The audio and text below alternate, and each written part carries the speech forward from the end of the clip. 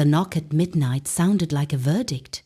I had been up half the night tending the simmering pots in the back kitchen, listening to the old radio hiss through the static. The restaurant, my restaurant, had always been the warm centre of my life. A battered stove, a chipped wooden table where strangers learned each other's names, the smell of garlic and rosemary that felt more like prayer than food. I'd built it with my hands, and when my boy came to me asking for money, I told him no. I refused to sell it to fund whatever scheme he'd dreamed up. I remember his face then, a mixture of anger and hurt so sharp it still makes my throat close. And then, one winter morning, he vanished like steam off the pots. A decade passed. I learned how to live with the quiet he left behind.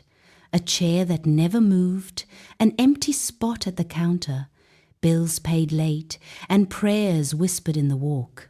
In cooler, people told me to be practical, to close the place down, to sell at a loss and buy a small life somewhere the wind didn't know my name. But where would I go? This restaurant held the bones of our history, even the parts that hurt. So when a frantic tapping came at my door that night, I thought it was the delivery boy gone wrong.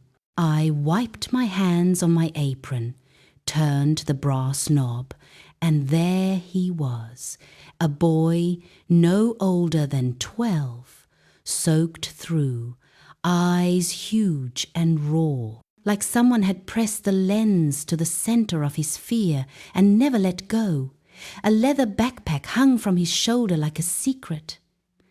"My mom's gone," he breathed before I could ask a thing. She said if anything happened, find you. She said you're my grandmother. For a beat, the world narrowed to the music of the refrigerator and the hum of the street lamp outside. I stared at him because my muscles wanted to believe it was a trick, a child's wild imagination. I wanted to ask his name, to ask the address, to ask 100 practical things that would make this all make sense. But his hands were trembling, and his voice came out like someone carrying too much. He stepped forward and pulled from his pocket a photograph, creased and damp at the edges. A woman in a yellow coat smiled from it. Not the kind of smile that belongs to strangers, but the crooked, intimate grin of family. The boy's thumb rubbed at the corner like he was trying to scrub away a nightmare. "I'd never seen this child," he said, looking at me with the absurd expectation that I would recognize a face I had never met. "But my mom said he is yours. She said his name is—" He swallowed. He looked at me like a man standing at the lip of a cliff, waiting to know if gravity would obey. When the name left his mouth, it unspooled my life across the floorboards like a rope I could no longer ignore. It was my son's name, not spoken the way someone recalls it from memory, but like the voice of someone who'd waited too long to say what they'd been told to keep quiet. The syllables hit me with the force of a decade of absence, with the salt of all the nights I'd watched the back of his chair and wondered if I had cursed him by loving the restaurant more than his dream. "Ethan?" I gasped, though the name felt wrong and right and impossible all at once. The boy nodded, and for a second he looked older than his years. He said Ethan is missing too." My mom told me if she disappeared, to come here. She said you would know what to do. She said you'd keep him safe. My heart hollered and then went strange and small. Memories rose like steam. A freckled face, a fistful of flour, a laugh that echoed off the tile. But Ethan had been a man. A young man, the last time I'd seen him, someone who left with folded promises. Could he be a father now? Could the blood of my boy live in this stranger standing at my door? Outside, the rain tapped the awning like impatient fingers. The streetlight painted the boy's cheeks silver. Inside, the pots cooled. I felt the years fold behind me and the future lean forward. "Where is your mother?" I asked, my voice brittle with all the questions I had never learned to ask aloud. The boy swallowed hard, his eyes filled, as if each word he would have to speak had to pull a storm in with it. "She's gone," he whispered. "And she said, if anything happened—" "She said, find Grandma. She said—" He stopped, and his small hand trembled as he pushed the photograph toward me again. "She wrote a name. She said, if I can't, tell Anna." "My name." The word on the paper felt heavier than the weight of the suitcase I'd once packed when I considered leaving. I read the scrawl with fingers that remembered the calluses of my youth.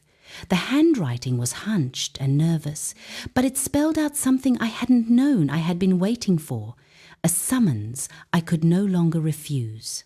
I should have taken the boy inside, called the police, rung up the old friends who still picked up when I dialed at 3 a.m. I should have done all the practical things that would make this less like a story and more like a case file. Instead, I stood rooted to the threshold as if pulled there by an invisible string. "What's your name?" I asked finally. He blinked as if surprised I'd asked something so ordinary. "Tommy," he whispered, "Tommy." The name sat between us like a thin bridge. I stepped back and opened my arms. He ran to me and collapsed into them, and for a heartbeat I held a child who smelled like rain and something I couldn't name, fear, maybe, or the ghost of someone else's life. His cheek was warm against my blouse, and suddenly the restaurant's ovens, my debt, my stubborn pride, every stubborn piece of me seemed like small things compared to this trembling life. When he pulled away, he looked up at me and said 3 words that toppled the careful walls I had built across a decade of absence. He said Ethan is in trouble. And then, softer, as if the words were a live coal he couldn't keep in his mouth, he added, "He said he's being watched." The rain hardened into a downpour. The clock over the bar ticked too loud. I should have called the police. Instead, my hands found the old brass key hanging by the door, the one my son had always liked to fidget with when he was a boy, and I slid it around my finger like a talisman. I had built a life on frying pans and stubbornness. I had been a mother long before I was a restaurateur. The choice, if it had ever really existed, had been made years ago by the time the knock came. "Come inside," I said. Tommy's eyes widened and he stepped over the threshold as if entering a sanctuary. But the moment his small sneaker met my tiled floor, my phone vibrated with a message that made the room go cold. 3 words, from an unknown number. "Don't trust her." I read it twice. The steam on the windows blurred into a smear of lights. The radio, oddly, had chosen that moment to play a song my son used to whistle as a child, a lullaby I taught him, when he scraped his knee on the schoolyard. I looked at Tommy. I looked at the photograph. I looked at the name I had been carrying, like a wound for 10 years. Behind the children's laughter that used to fill my restaurant, there was a silence that had been waiting for me to answer. Outside, the rain kept falling.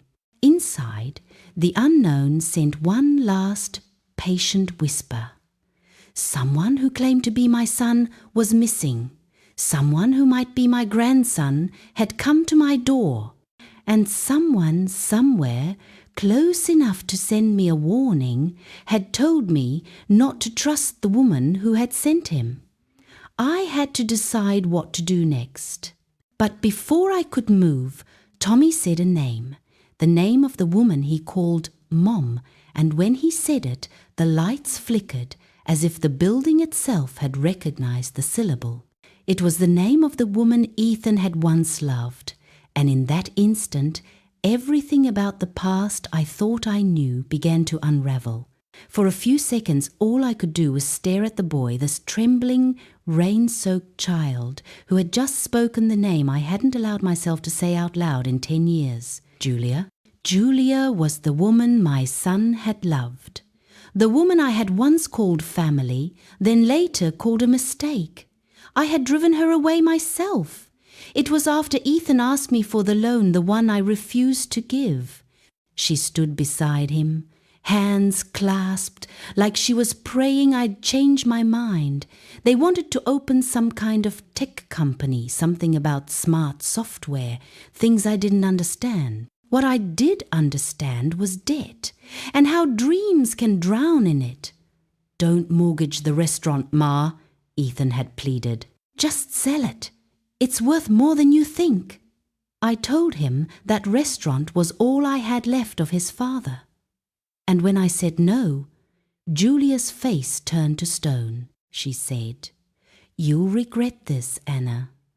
And then, just like that, they were gone. Now, 10 years later, her son was standing in my kitchen, shivering, clutching a photo with her smile still burned into it. I poured him tea to keep my hands from shaking. "When did you last see her?" He wrapped both hands around the cup, eyes fixed on the steam as if it might answer for him. "Yesterday morning. She said we had to leave the city. She packed our things, told me not to tell anyone where we were going. We drove for hours. Then we stopped at a motel. She went out to get food. She didn't come back." "Did she call you?" He shook his head. "Just this." He reached into his jacket and handed me a folded napkin. On it, in hurried ink, were 4 words. "Trust no one, even him." I felt the words like a hand closing around my throat. "Who's him, Tommy?" He hesitated, then whispered, "Dad." The teacup slipped from my fingers and shattered on the floor. "Your dad?" I repeated. "He's alive?" He nodded. "She said he went missing a year ago, but she didn't think he was dead. She thought someone took him." For a long moment I couldn't breathe. I had imagined Ethan in 100 ways over the years, angry, regretful, successful, ruined but never gone. And now, according to this child, he'd been missing all along. I crouched down to gather the pieces of the cup. The motion steadied me, gave my trembling fingers something to do. The phone buzzed again, that same unknown number. "Don't involve the police." My heart skipped. I looked at Tommy. He was staring at the phone screen, pale. "That's the same number that texted my mom," he said quietly. I knelt beside him. "Did she tell you what it meant?" He shook his head, eyes glassy. "She just said if they ever find us, I should run." "Who's they, sweetheart?" He looked at me with something far too old for his years. "I don't know, but she said they wanted something my dad made. She said it could ruin people." A storm of thoughts collided in my mind. The cryptic texts, the sudden disappearance, the way Julia's name seemed to wake the house itself. And beneath all of it, one echo, something my dad made. Ethan had always been the dreamer, the inventor. I remembered him sketching designs on napkins, ideas too big for the life we had. But if he truly created something dangerous, something worth chasing a woman and child halfway across the country, then I was already in deeper than I'd realized. I turned the napkin over. On the back, Julia had scrawled an address. Faded, smudged by rain, but still legible. Old Dock, Pier 14. That was 20 minutes from here. My pulse quickened. "Tommy," I said softly, "you need to rest. I'll take you upstairs." But the boy's eyes darted to the window. "No, please, don't leave me alone." I followed his gaze. Outside, under the streetlight, a car idled, headlights dimmed, engine purring low. It wasn't one of the regulars from the restaurant. Someone was watching. I pulled the blinds shut and turned off the kitchen light. My voice came out quieter than I intended. "Okay, Tommy, we stay together." He nodded, trembling. I led him upstairs to the spare room, my son's old room. The walls were still covered with posters, the kind of dreams that never made sense to me. Space, machinery, code written in black marker. On the desk, I noticed something I hadn't before, a small wooden box. It wasn't there when I'd last cleaned. Inside was a flash drive, wrapped in paper. And on the paper, in my son's handwriting, were the words, "If you're reading this, it's already too late. Don't let them find him." The lights flickered again. Downstairs, the front door creaked. Someone had just walked in. The sound of the latch clicking downstairs cut through the silence like a blade. Tommy froze where he stood. I pressed a finger to my lips, listening. The restaurant below creaked with the weight of someone moving through its slow, deliberate steps across the old wooden floorboards. Whoever it was, they weren't trying to be quiet. They wanted me to know they were here. I motioned for Tommy to stay put and slipped into the hallway. The smell of rain drifted up through the vents, mixed with something faintly metallic, the scent of the door handle after a thunderstorm. I took the old rolling pin from the cupboard by the stairs, ridiculous weapon, but it felt solid in my hand. Every step downward stretched into forever. The lights downstairs were out, except for the soft glow spilling in from the street. Through the front window, I could see the rain coming down hard again, silver lines slashing through the dark. "Who's there?" I called out. My voice was steady, the tone of a woman used to sending drunks home and breaking up kitchen fights. No answer. Then, from the shadows by the counter, a man's voice, low, rough, familiar in a way that scraped across memory. "Still locking up the place yourself, Anna?" My breath caught. He stepped forward into the light, older, gaunter, with a week's worth of beard and eyes like burnt-out coals, but still him, Ethan. For a heartbeat, the world narrowed to the sound of the rain on the windows and the pounding in my chest. "I thought you were dead," I whispered. He gave a small, bitter smile. "So did they." The rolling pins slipped from my fingers and hit the floor with a dull thud. He crossed the room, stopping just short of touching me. "I didn't have a choice, Ma. I had to disappear. For them." "For who?" I managed to say.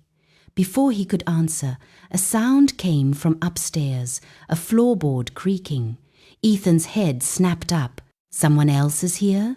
I hesitated. "Your son." His eyes went wide, not with joy, but with terror. "You let him in?" "Yes." He said Julia... He cut me off, his voice harsh. "Julia sent him here?" "Yes. She's gone. She said if anything happened, he should find me." Ethan swore under his breath, running a hand through his wet hair. "They found her. I told her not to contact you, not to bring him here." I felt a cold weight in my chest. "Who, Ethan? Who's after you?" He looked at me, really looked at me, and in his face I saw the boy he used to be, the one who dreamed too big and trusted too easily. "It's not important," he said quietly. "What matters is keeping him safe now."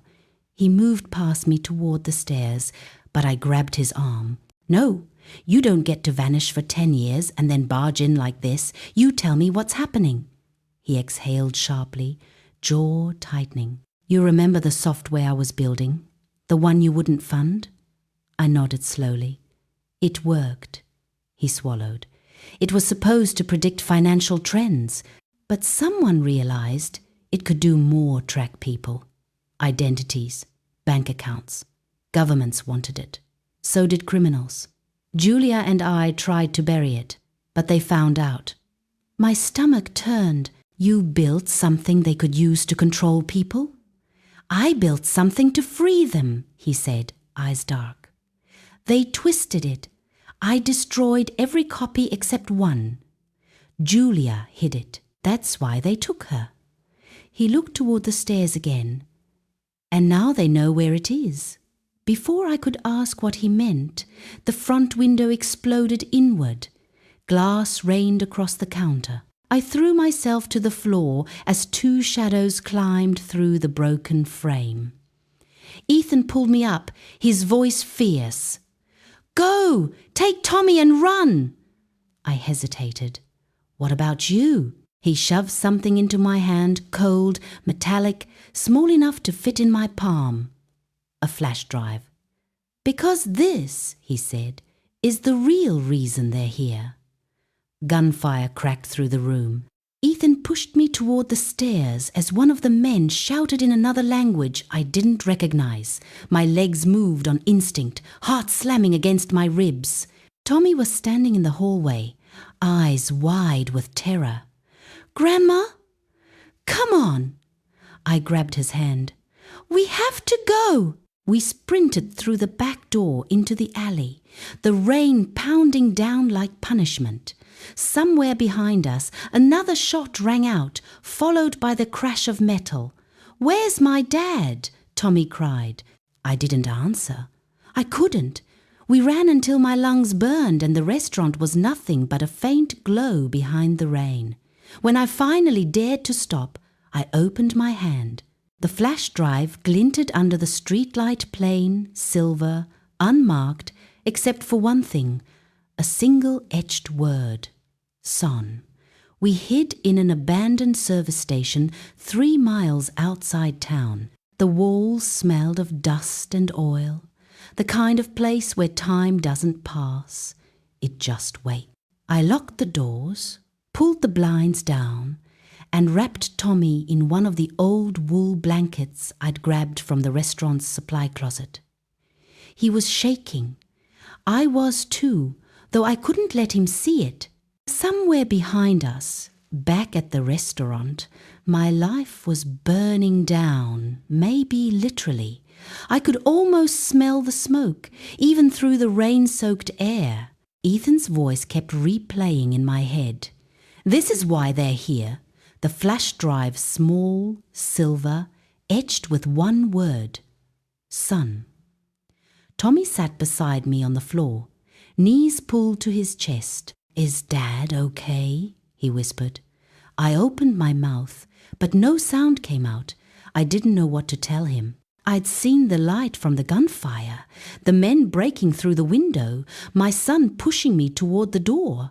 I hadn't seen him fall, but I also hadn't seen him run. We'll find him, I said finally, because sometimes lies are the only thing that can keep hope breathing. He nodded, though his eyes said he didn't believe me. I took out my phone and turned it off. Whoever those men were, they'd tracked Julia, and now they knew about me. We couldn't risk being found. When I looked at the flash drive again, something inside me hardened. Whatever Ethan had been trying to protect, whatever had cost him his life, Julia's freedom, and Tommy's safety, it was inside this little piece of metal, and I was done running blind. There was an old laptop in the corner of the station, one the mechanics must have left behind. I wiped the dust off and prayed it still worked. When the screen flickered to life, I plugged the flash drive in. At first, nothing. Then, a single folder appeared. S-O-N. I clicked it. Inside, there was only one file, a text document. Password protected. My heart sank. Do you know your dad's passwords? I asked Tommy. He shook his head. He used to say no one should ever write them down. Smart, too smart. Then I remembered the engraving son, not just a word. Maybe a password. I typed it in. The file opened. Lines of code filled the screen at first, then words began to form beneath them. It wasn't a letter, it was a confession. If you're reading this, it means Julia is gone, and I failed to stop them. The system I built, SON, self-organizing network, was never meant for control. It was meant for protection. It could predict human behavior through data, detect crimes before they happen, save lives before the headlines. But once they realized, it could also identify dissidents, track movements, silence people, they wanted it back. I destroyed the servers, but one copy survived, Julia hid it, encoded inside the DNA data of our son. If they get to him, they can rebuild the system. I stared at the screen, my blood turning cold. Encoded in his DNA, Tommy wasn't just a boy running from danger. He was the key. The drive's name, the reason Julia sent him to me, Ethan's cryptic warnings, all of it snapped into focus. They didn't just want the data. They wanted him. I reached over and touched Tommy's shoulder gently. "Sweetheart," I said, "do you remember anyone following you and your mom? Anyone who seemed interested in you?" He hesitated. "There was a man at the motel. He said he worked with my dad. He asked if I'd ever been to the doctor for blood tests. Mom got really scared and made us leave that night." I swallowed hard. "Did he say his name?" He nodded slowly. "Mr. Clark." That name hit me like a hammer. Clark was the lawyer who'd handled Ethan's disappearance years ago, the one who'd told me there was nothing left to investigate. I hadn't thought of him in years. "He's not who he said he was," I murmured. Tommy looked at me, frightened. "Grandma, what do we do now?" I closed the laptop. "We finish what your dad started." The next morning, we drove toward the mountains. My car was old, but steady, and for the first time in years, I didn't care where I was going as long as it was away. I had one lead Julia's last note. On the back, barely visible under the ink, I noticed faint indentations. I rubbed a pencil across it, and words appeared: "Safe House, Red Pine Observatory." It was somewhere in the Highlands, maybe 3 or 4 hours north. That's where we'd find the rest of Ethan's truth. That's where, if luck still existed, we might find him too. By dusk, the road narrowed into a dirt path, and the forest swallowed the sky. The observatory loomed at the top of the ridge, a pale dome against the dark. I parked the car and told Tommy to stay inside. The air was thin, sharp. Every sound, the wind, the crunch of gravel, felt magnified. The door to the observatory was ajar. Inside, a faint light flickered. I pushed it open and stepped in and froze. There, at the base of the telescope, sat Julia, alive. Her clothes were torn, her face pale, but she was breathing. "Julia," I whispered. She looked up slowly, her voice barely a whisper. "Anna, you have to go. They're coming." I rushed forward, but she grabbed my wrist with surprising strength. "Listen, he's alive. Ethan's alive. But they took him because he wouldn't give them the code." I pulled the flash drive from my pocket. "It's here. It's safe." She shook her head. "No, not safe. They planted a tracker inside it." My heart stopped, and then through the broken windows, headlights cut through the trees, dozens of them. Julia's grip tightened. "Run, take Tommy. Don't stop this time." But behind me, through the crackling radio left on the desk, a voice came clear, commanding, one I hadn't heard since last night. "Anna, if you can hear me, don't run. Come to the light." Ethan's voice. Alive. And suddenly, every direction looked like a trap. For a heartbeat, I didn't move. Outside, engines growled through the trees, the low, synchronized hum of men trained to hunt. Inside, Julia clutched my wrist with trembling fingers, her eyes wild and pleading. "Anna," she whispered, "they traced the signal when you plugged in that drive. They're already here." But my gaze was fixed on the radio. The static flickered again, and Ethan's voice returned unmistakable, urgent, alive.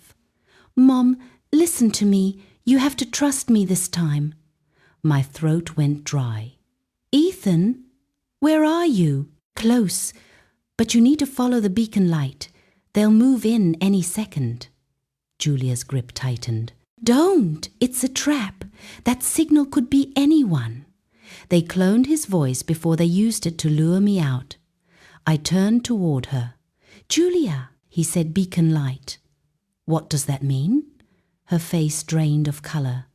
"It's the code name for the access point, the place where the original data was uploaded. If he's really alive, that's where he'll be." Outside, the sound of car doors slamming echoed through the forest. A flash of red beams cut across the dark. "They're here," Tommy breathed from the doorway. I spun around. I hadn't even heard him follow me. The boy's face was pale but determined, his small hand clutching Julia's torn sleeve. For the first time, I saw something of Ethan in his eyes, that fierce, fragile spark that refused to die. "Julia," I said, "can you walk?" She nodded weakly. I turned to Tommy. "We're leaving. Now." We bolted through the back corridor of the observatory, past crates of old equipment and rusted machinery. The emergency exit led to a steep hill that overlooked the forest below. Through the rain, I could see flashes of movement figures fanning out in black uniforms, weapons glinting under the beams of their flashlights. A voice boomed through a megaphone. "Anna Hale! You're in possession of restricted property. Surrender the drive and the boy. Now." Tommy clutched my coat. "They want me," he whispered. I looked down at him. "They'll have to go through me first." We sprinted through the trees, the mud sucking at our shoes. I had no idea where the beacon light was until I saw it. A single beam of blue light pierced the fog from deeper in the woods, pulsing in intervals like a heartbeat. "That's it!" Julia gasped behind me. "That's where Ethan set the failsafe." The soldiers were closing in. Their voices crackled through radios. Commands shouted in clipped tones. I could see their silhouettes between the trees now. "Go!" I urged, pushing Julia and Tommy ahead of me. Branches whipped my face as we ran. The blue light grew brighter, humming faintly with each pulse. My lungs felt like fire. But we finally broke through the clearing, and there, standing in the glow of the light, was Ethan, alive. He looked like a ghost, thinner, older, but alive. The beam from a small transmitter painted his face in pale blue. "Mom," he said, his voice shaking, "you shouldn't have come." Julia stumbled toward him. "You're alive." He caught her, holding her for a fleeting second before looking past her at Tommy. And then, for the first time, Ethan smiled. "You found him." Tommy took a hesitant step forward. "Dad?" Ethan knelt, brushing the wet hair from his son's forehead. "You're brave," he said softly, "just like your mother." The moment barely lasted. Gunfire erupted behind us, tearing through the trees. Ethan pushed Tommy down and shouted, "Get to the beacon!" We ran toward the transmitter. Ethan pulled the flash drive from my hand and jammed it into the slot at the base of the beacon. Lights exploded across the forest, screens flickering on hidden monitors, satellites pinging to life, data streams flowed upward in ribbons of light. "What are you doing?" I shouted. Ethan's face was wet from rain or tears. I couldn't tell. "Finishing it," he said. "The SON algorithm was meant to expose them, not serve them. Once this uploads, it goes public, every secret, every name, every crime." Julia grabbed his arm. "They'll kill you." He smiled sadly. They already tried. A bullet ripped through the air and hit the beacon's console, sparks flying. Ethan stumbled but stayed standing. "Go!" he shouted. "Take him and run!" "No!" I screamed. "We're not leaving you again." He turned to me, eyes fierce, steady, the same eyes that once begged me for a chance I'd refused. "Mom, please, this is my choice." The soldiers burst into the clearing, shouting orders. Ethan slammed a final command into the keypad. The beacon's light surged, blinding white. The last thing I saw before the explosion of sound and color was his face, peaceful, almost proud. Then everything went white. When I woke, it was morning. The forest was silent, except for the soft chirping of birds. Smoke curled up from where the beacon had been. Julia was beside me, bruised but alive. Tommy was in my arms, asleep. Of Ethan, there was no sign, just the shattered casing of the transmitter and the flash drive, melted beyond recognition.